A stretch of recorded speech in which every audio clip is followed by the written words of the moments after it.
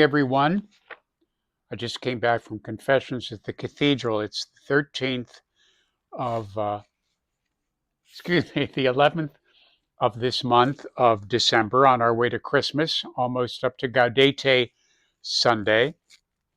And I know it's been a while since I've made these videos. I was waiting for a list to come in. It finally came in. Well, it came in and I didn't know it came in. Anyway, some of these have been suggestions for uh, some conversations here, or a monologue. Yeah, I guess this is one of them, asking psychotherapy, considering it, how do you diagnose psychosis or psychopaths considered in our salvation history? For instance, they have no conscience, they were not given one. Is this demonic? Are they able to go to heaven? Things like that. It's something I've been wondering for a while. Well, the mystery of salvation, huh? And God's mercy. When it comes to people who suffer from mental illness, psychological disorders, etc., uh, one of the things that they talk about in psychotherapy, and it's also a moral issue, is something called a lacuna. And a lacuna in the moral development means that those connections are not made. They don't have a sense of right or wrong. Uh, they're impulsive or compulsive, reactionary, or whatever. Are they always in their right mind whenever they do this? Depending on the DSM, Diagnostic Statistical Manual of the APA, there are various disorders that are looked upon as not being in right reason, not being centered, not being aware, not having a conscience, not being reflective, uh, and so on and so forth. One of the things to remember, first and foremost, is God's mercy. Why people are like they are, whether it happens in utero or its environment and hereditary, etc., that's up to those people that do that categorization.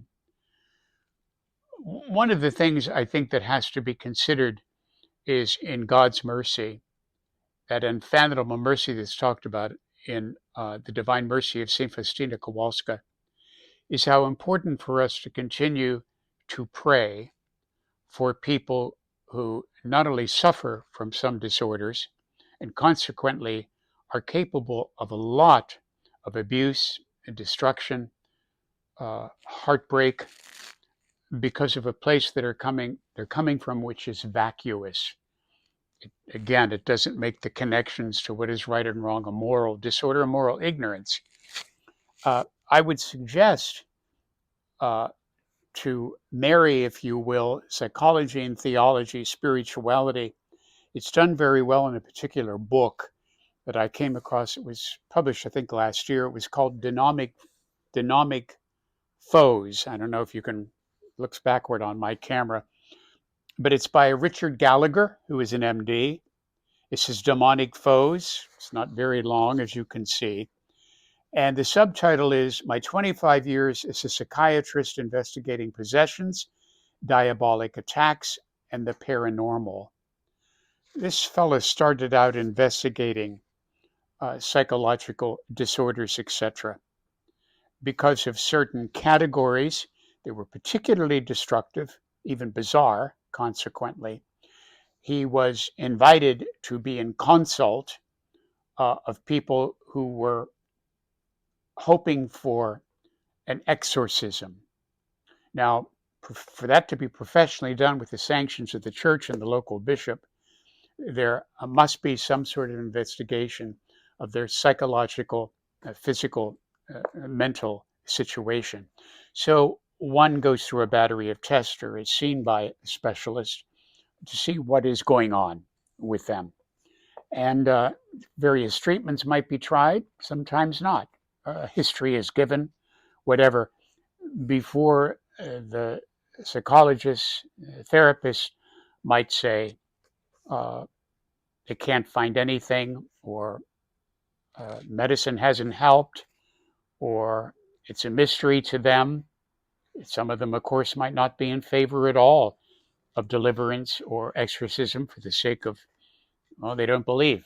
They're not believers in God or such spirituality.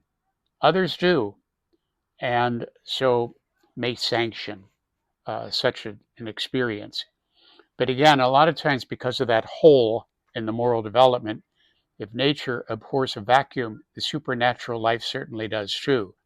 If there is no place for that health and well being, then there can be some manipulation, not just the power of suggestion, but some manipulation and invasion of that which is dark, entities that are not of God, fallen angels, whatever. And so the church is very careful, but also very thorough and looking at various mental situations, psychological situations, the physicality that is included in this, to come out to what is going on by way of a disorder, whether that is strictly a psychotherapeutic investigation that'll be done, uh, which should be done, but in many cases it will lead to, yes, let's bring in the exorcist, which is a whole other dynamic. But anyway, in this particular book, Demonic Foes, we invite the grace of God and the merits of the cross, which is all powerful, to come and minister to that which is not well, unhealthy, unwholesome, sick, disordered.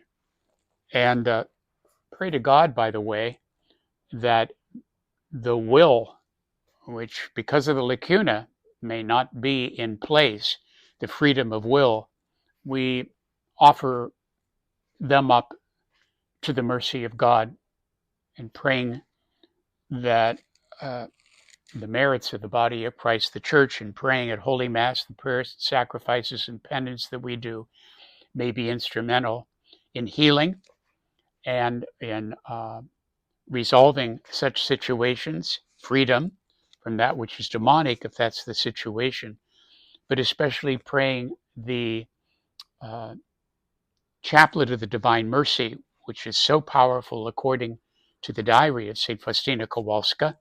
Divine Mercy in My Soul is the name of her book. If you haven't read it, I would strongly suggest that you do avail yourself of the revelations of the Divine Mercy, which is a continuation of the Sacred Heart revelations in the 1600s to St. Margaret Mary Alacoque by Jesus himself when he gave her the spirituality of the Sacred Heart, all in service to health, well-being, grace, graciousness, and healing grace, and please God, eternal salvation.